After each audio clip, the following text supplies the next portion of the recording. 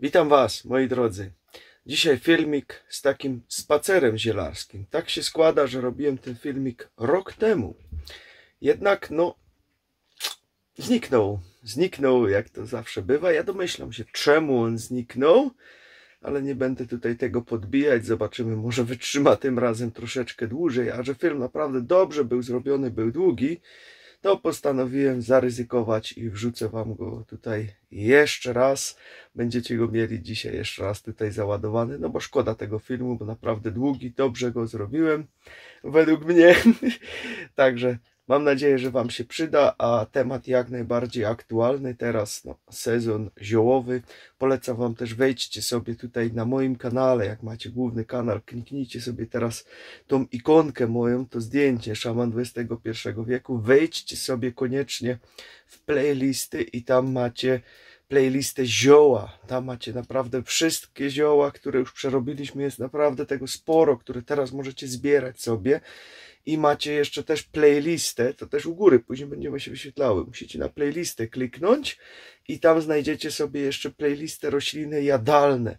Tam też naprawdę macie sporo na każdy miesiąc informacji już przerobionych, a ja Wam po prostu dzisiaj ten film jeszcze raz tutaj wrzucę, żeby po prostu on szedł dalej w świat, bo nie wiem, domyślam się czemu, ale mniejsza z tym. Także wrzucamy go jeszcze raz.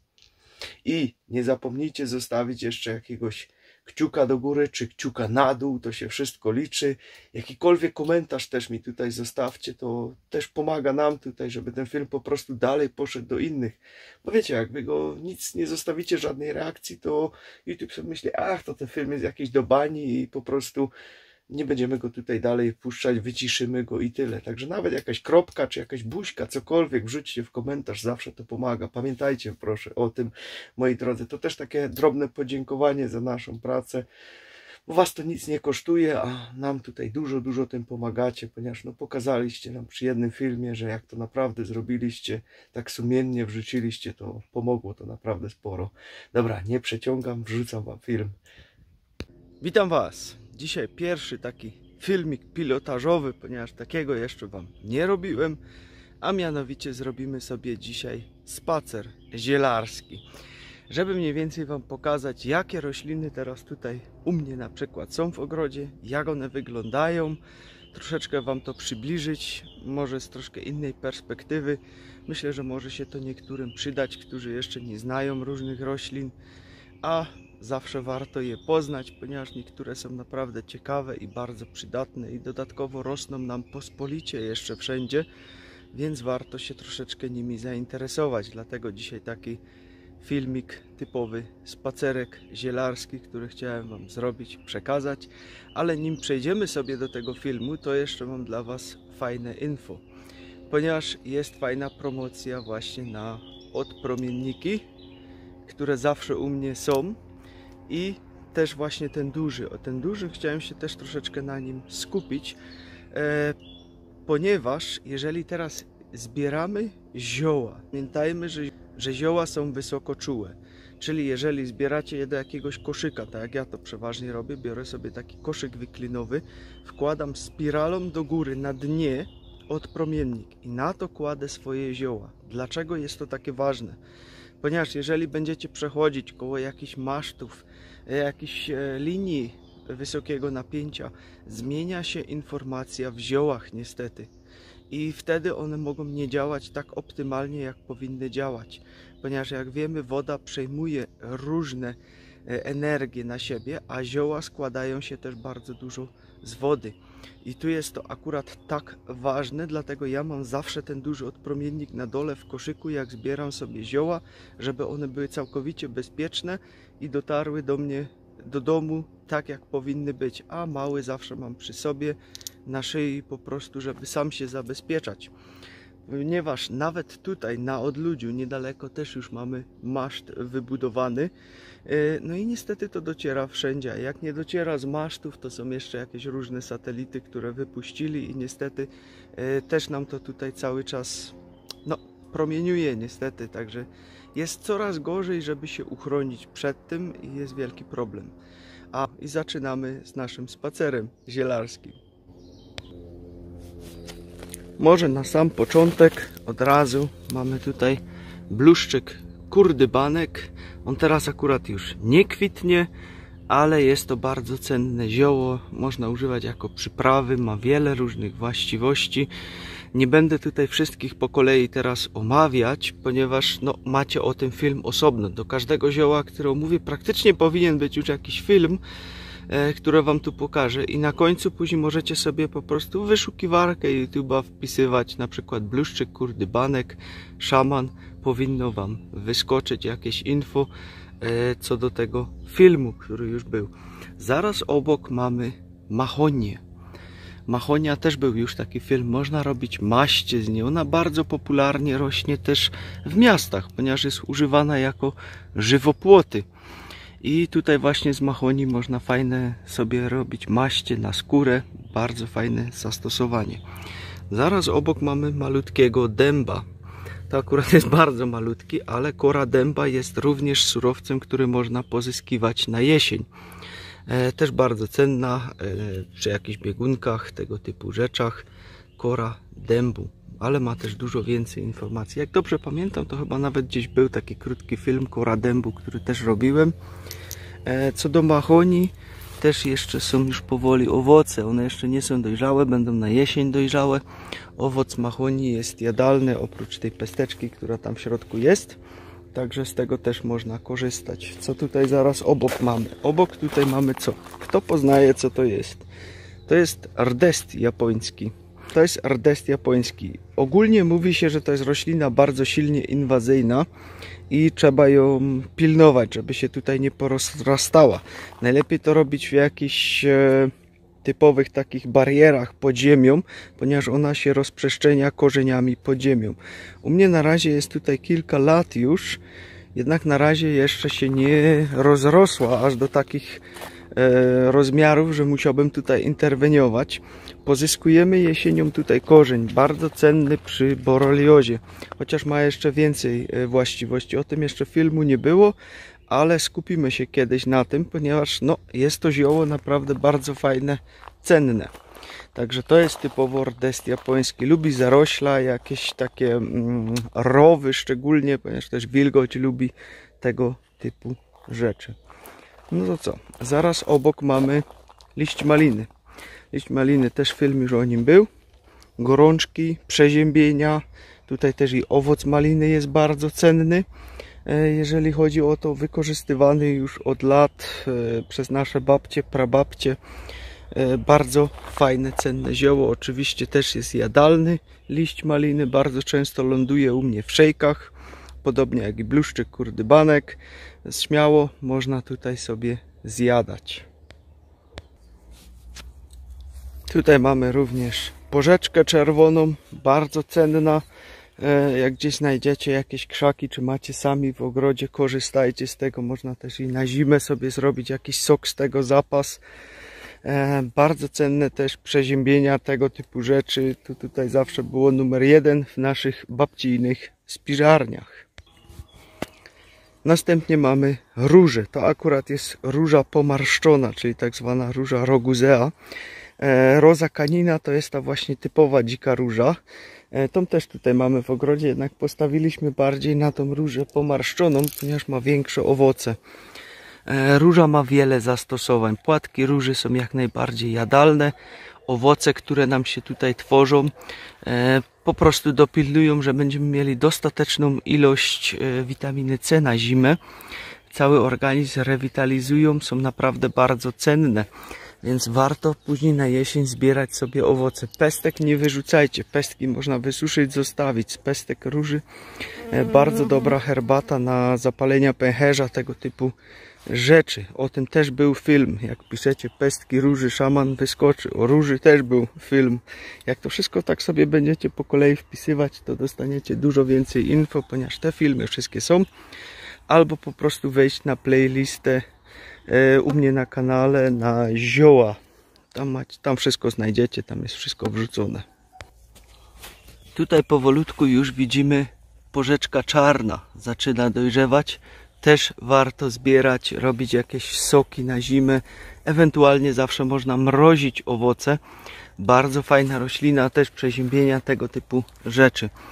Następnie mamy babkę. Tej akurat jeszcze nie omówiliśmy w osobnym filmie, ale na pewno to zrobimy kiedyś, tylko wspominałem tu i tam. Bardzo cenna roślina. Naprawdę bardzo cenna roślina. Szczególnie jeżeli ktoś ma problemy z alergiami, ale nie tylko. Szczegółowo omówimy sobie ją kiedy indziej jeszcze, ale bardzo fajnie na alergię. Jak was dziobnie jakaś pszczoła, komar, cokolwiek by to nie było, zawsze bierzecie sobie listek, pogryźć go po prostu w ustach i tą papkę przyłożyć na miejsce ugryzienia. Zobaczycie od razu ulgę. Ale to nie jest jej jedyne zastosowanie. Jest to też i roślina jadalna, która też u mnie często w szejkach ląduje. Takich typowo ziołowych i po prostu je sobie zjadam. Także bardzo fajna roślinka. Tutaj mamy kolejną roślinkę. To jest lawenda. Lawenda bardzo fajna. Ciężko ją spotkać tak w dzikiej naturze, chyba że gdzieś tam w jakichś opuszczonych ogrodach przetrwała. Jednak jest to też bardzo fajna roślinka, szczególnie jakieś na uspokojenie tego typu rzeczy w aromaterapii, bardzo często wykorzystywana. Świetnie się tutaj spisuje, jeżeli chodzi o to. Tutaj zaraz wyżej mamy owoce maliny, także można śmiało się już tutaj jakieś poczęstować. Tak jak mówiłem, bardzo cenne przeziębienia, jakieś tego typu rzeczy. Idealna roślinka. Jest i rozmaryn w moim ogrodzie, też bardzo fajny, szczególnie nadaje się tutaj nam do przyprawiania różnych dań. Poprawia trawienie i przede wszystkim pomaga lepiej trawić tłuste pokarmy. Jeżeli ktoś ma z tym problem, to warto się po prostu zainteresować rozmarynem. Bardzo fajna roślinka. Kolejne ciekawe ziółko.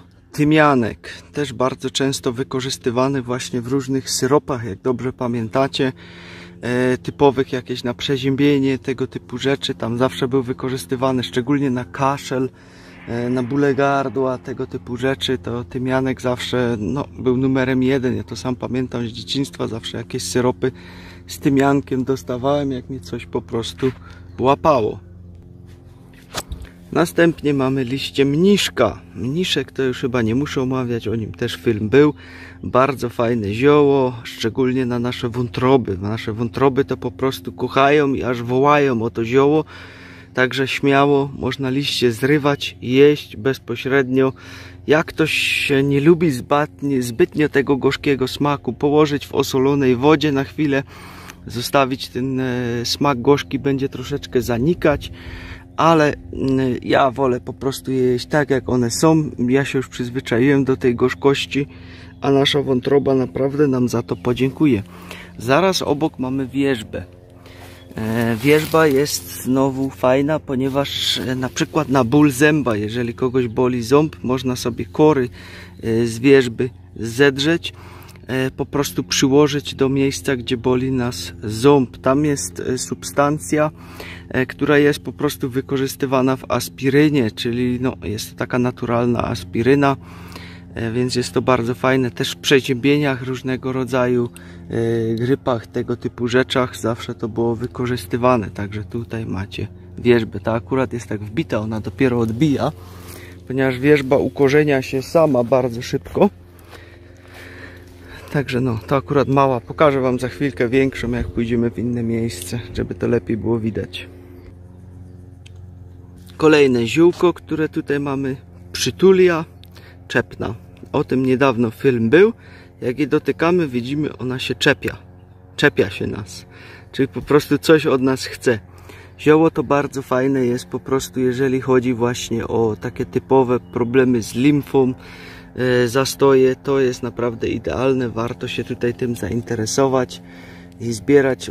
Ostatnio film o tym robiłem, także znajdziecie go w sumie, bo był niedawno, także łatwo do znalezienia. Parę filmów do tyłu się cofnąć i zobaczycie. Bardzo fajne zioło.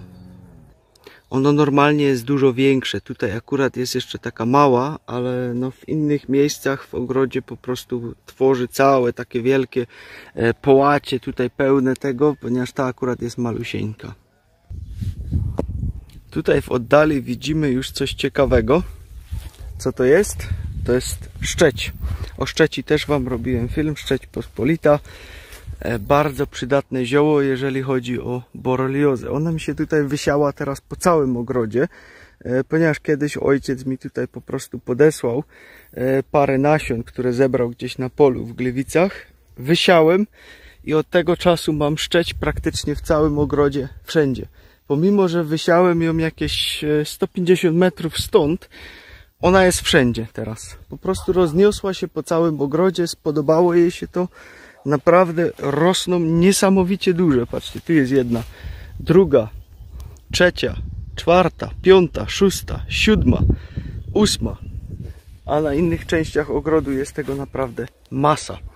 Także jeżeli chodzi o to, korzeń tutaj wyrywamy sobie jesienią i robimy z tego przeważnie nalewki. Bardzo cenne. Tutaj patrzę, nawet nie widziałem, teraz znalazłem. O, zaraz będzie uczta. Jagoda kamczacka. Podobne właściwości co do jagód leśnych.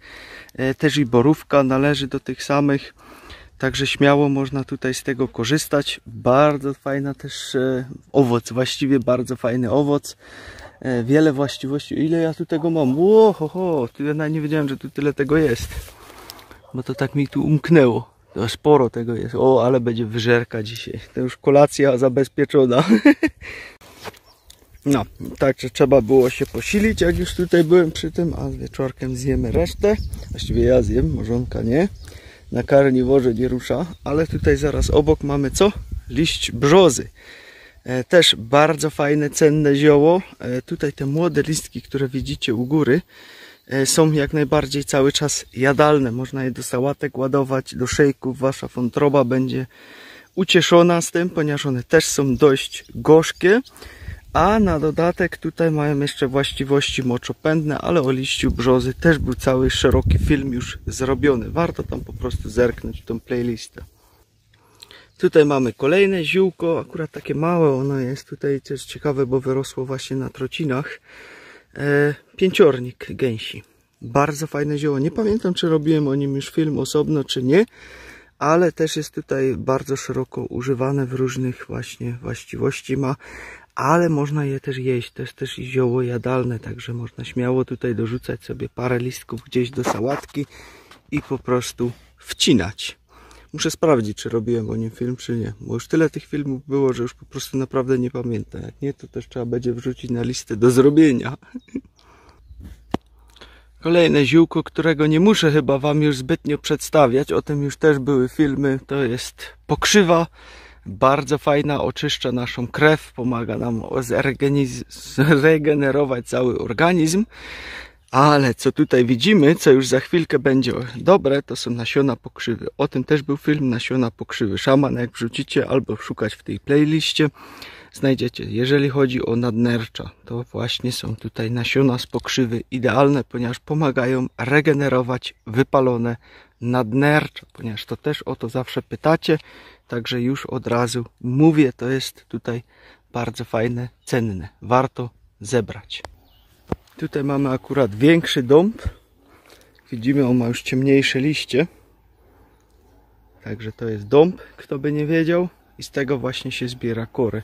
Zaraz obok mamy dzikie jabłka. Moi drodzy, dzikie jabłka, bardzo fajna rzecz.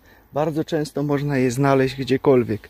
One są całkowicie inne. One są kwaśne i nie są tak przesłodzone jak te jabłka, które dzisiaj mamy w sklepie, ponieważ te już są wszystkie tak zrobione, że to po prostu wszystko jest za słodkie. Nasz organizm tego nie lubi. Nasz organizm lubi też coś cierpkiego. Jak już ktoś nie umie ich zjeść, to warto robić sobie z nich soki. Ja zawsze na soki ich też używam bardzo dużo. Także jak są, to korzystać. Jest wiele opuszczonych sadów, jakichś starych przydomostw.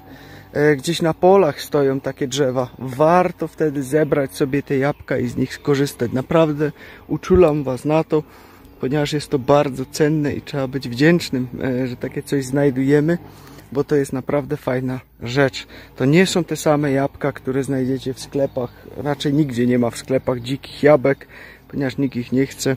One są zawsze mniejsze niż cała reszta. A patrzcie, jak to ładnie obrodziło w tym roku. Masa jest tych jabłek.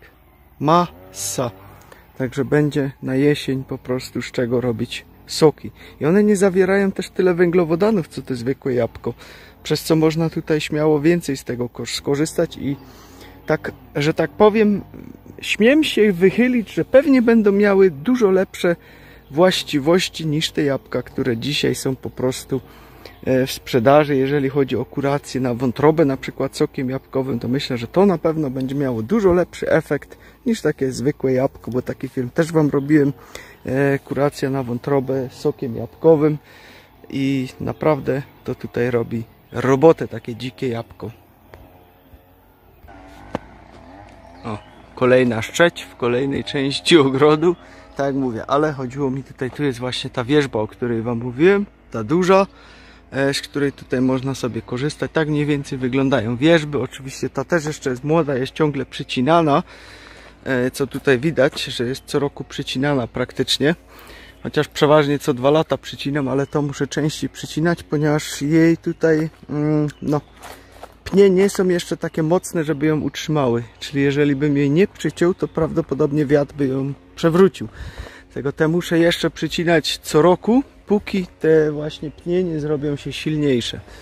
Tak jak mówię, ból zęba, przeziębienie, grypa, kora, wierzby, śmiało korzystać, zbierać. Sorry, że tam w tle znowu ktoś tam kosi, jakiś kosiarz umysłów, bo nie wytrzymał pewnie znowu. No i musi coś tam pokosić, wiadomo. Dlatego pewnie może to być słychać, no ale na to już wpływu niestety nie mam.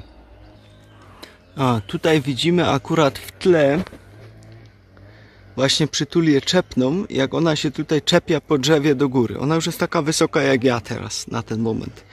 Tu jest właśnie większy okaz, który tutaj widać. I ona tak właśnie mniej więcej wygląda. Teraz w tym czasie dostaję właśnie takich kuleczek, tych nasion. No, te nasiona nie bardzo są przydatne, ale no, cała reszta jednak jak najbardziej. Tak jak mówiłem, nasuszyć na herbaty. Chociaż lepiej to zrobić wcześniej, tak jak i ten film był wcześniej niż teraz, ale jednak. Tutaj w tle na dole mamy co? Dzikie poziomki. Tutaj głównie liście stosuje się na herbaty różnego rodzaju, które są używane. Owocem są jadalne jak najbardziej, jednak one nie mają praktycznie żadnego smaku. To jest właśnie typowe do dzikiej poziomki. One smakują po prostu na wodę. Tego tutaj jest cała masa, jak widzicie, obrodzone pełno. Także śmiało można korzystać, ewentualnie jak kogoś to interesuje. Szukam, bo gdzieś tu miałem jeszcze jedno zioło. Tylko nie wiem, czy je teraz znajdę. Gdzieś wyparował. Tutaj młoda szczeć już. Ponieważ jednoroczna zawsze wygląda tak. Ma liście takie. Dwuroczna, czyli na drugi rok, zawsze ma już te czapy u góry i rośnie bardzo wysoko. Patrzcie, tutaj tego jest pełno. Cały ogród mam pełny w szczeci teraz. A gdzieś mi ta jedna roślinka zwiała. Gdzieś tu stała i już jej nie ma. Widocznie postanowiła się przenieść. Może za rok się pojawi w innym miejscu. No cóż, bywa i tak. Jak spotkacie w zaroślach takie dziwne krzaki z takimi właśnie liściami, to jest to leszczyna. Patrzcie tutaj. Już tutaj mamy orzechy laskowe. Bardzo cenne. Bardzo często występuje gdzieś w dzikich terenach, przy lasach, gdzieś na obrzeżach. Czasami mamy jakieś drogi, które prowadzą przez las. Bardzo często można spotkać tam leszczynę. Liść jak najbardziej jadalny, można zjadać. Te takie kotki, takie długie laski, które na wiosnę wiszą, też są jadalne. Zawsze gdzieś do szejka je sobie dorzucę.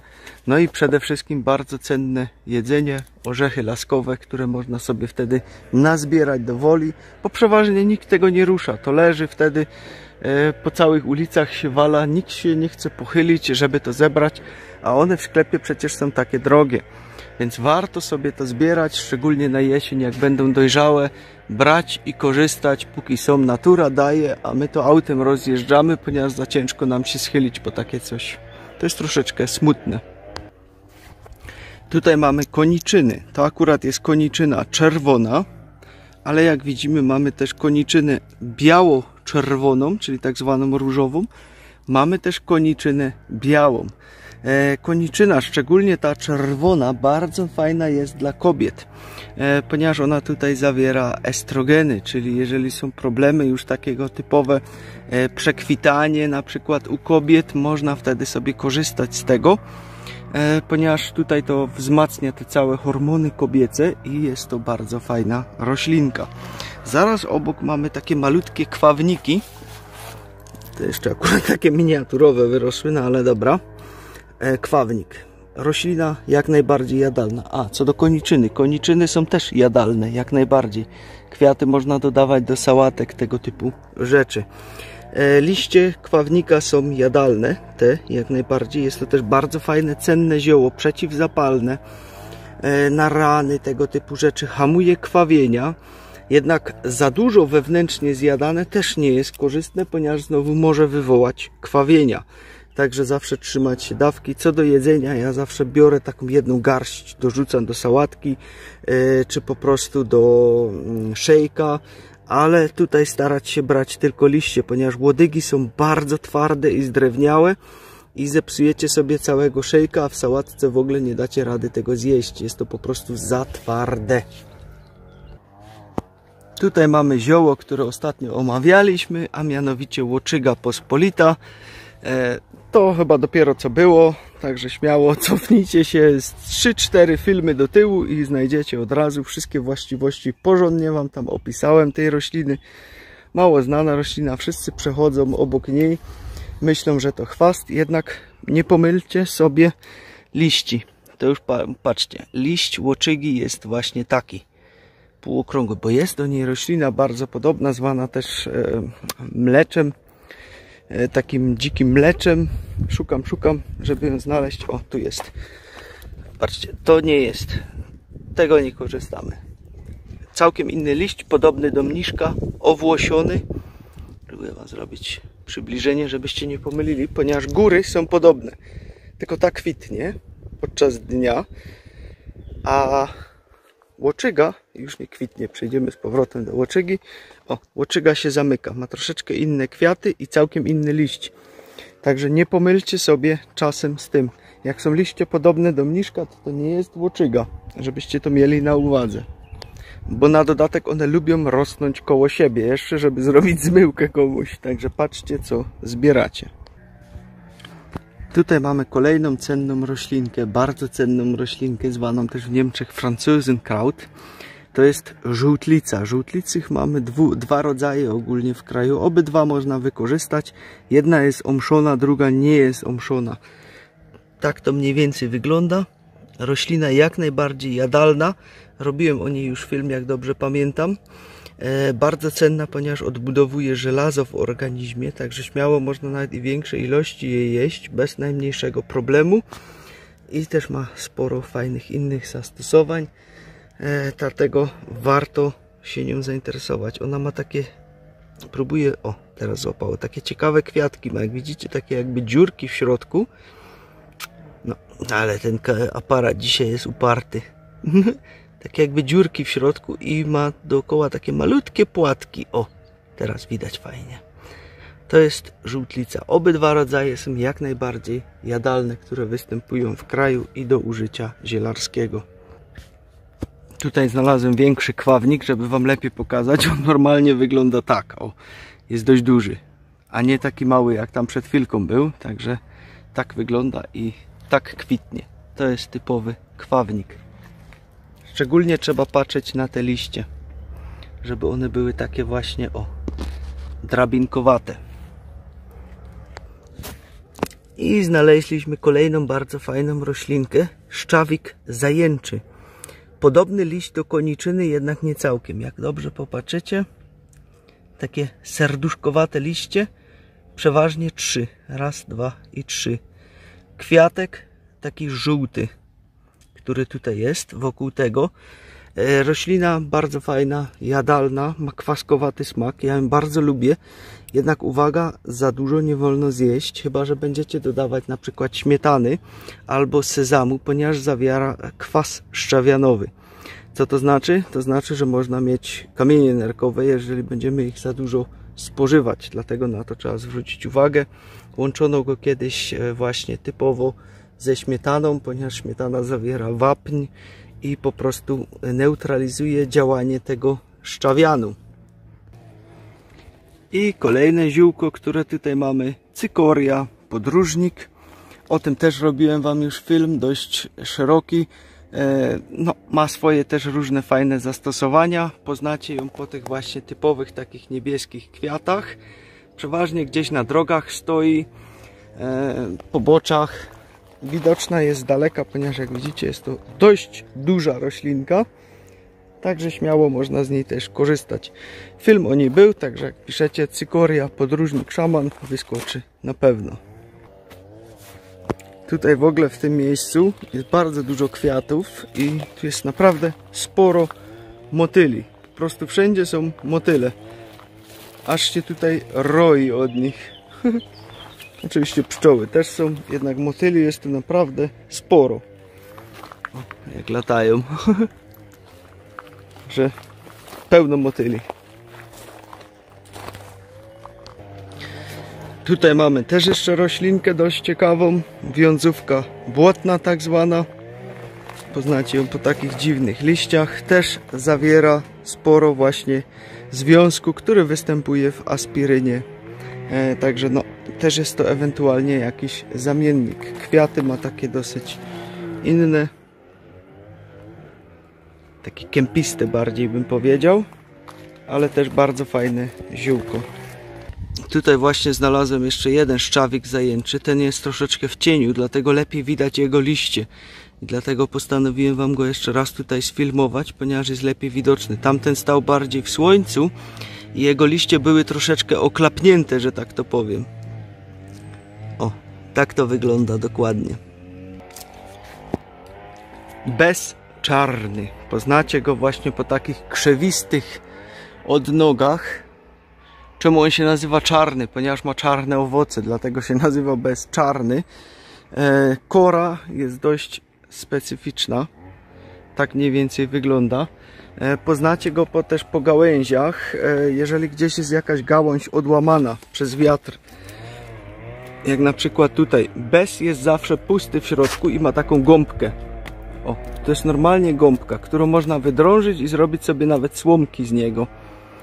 Tak poznacie bardzo fajnie bez. Na jesień będą czarne owoce, na nim pełno takich kulek, które już zaczynają się tu wytwarzać. O, i wtedy można z niego korzystać do woli.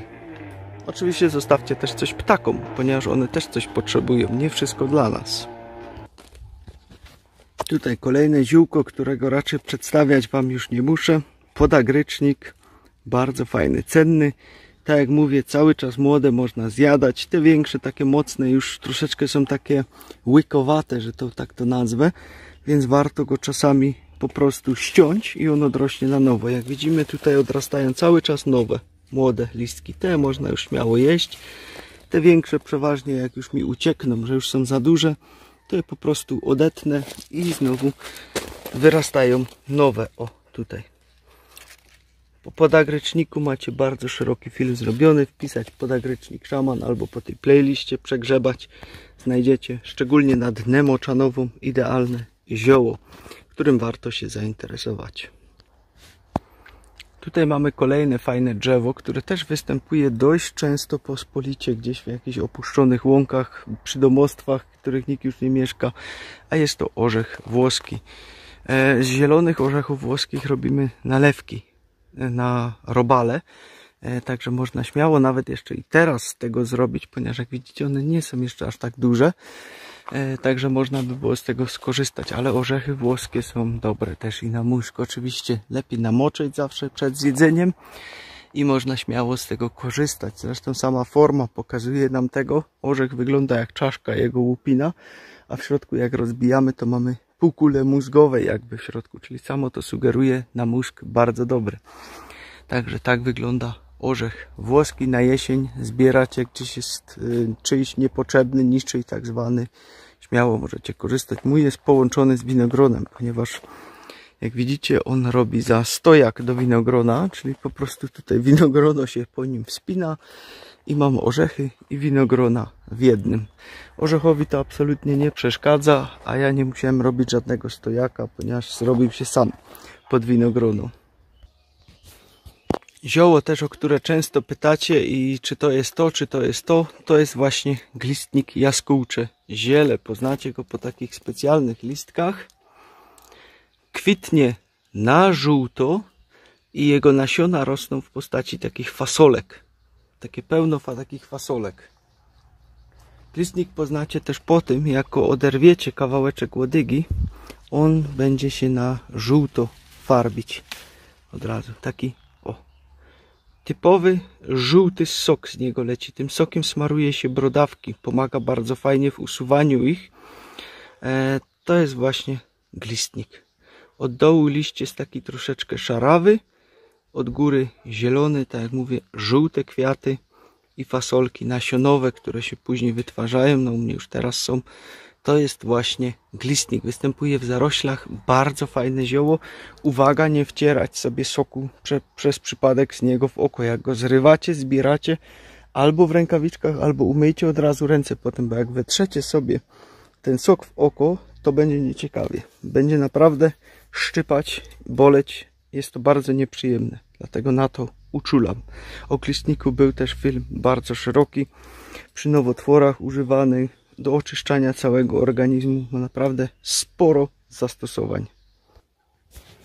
Tutaj mamy kolejne zioło. Barwinek. Mało stosowany, jednak ma też swoje zalety, ponieważ w większych ilościach jest trujący. Trzeba dawkę odpowiednio dopasować. Używany też w nerwicach, na przykład na lekkie uspokojenie.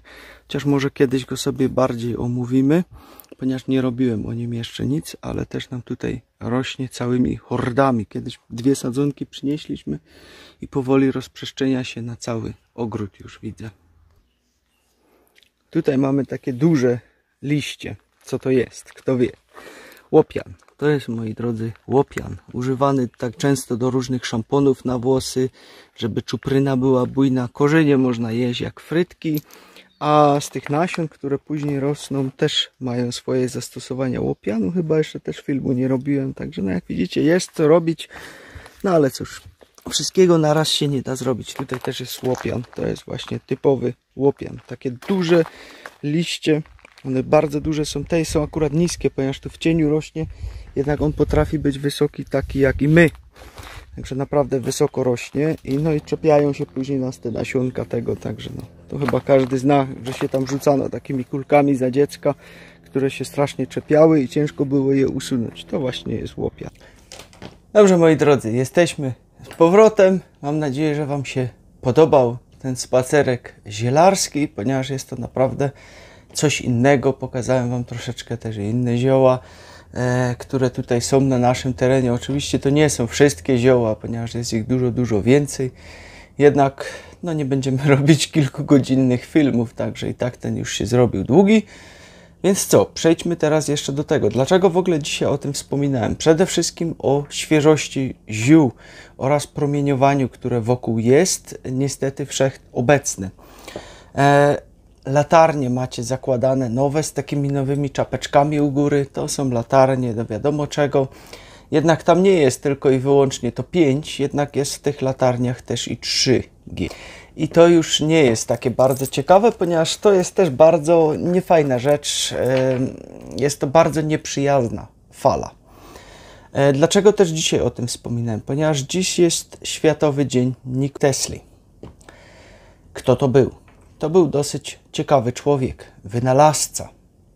Miał naprawdę fajne pomysły. Świat mógłby wyglądać całkiem inaczej.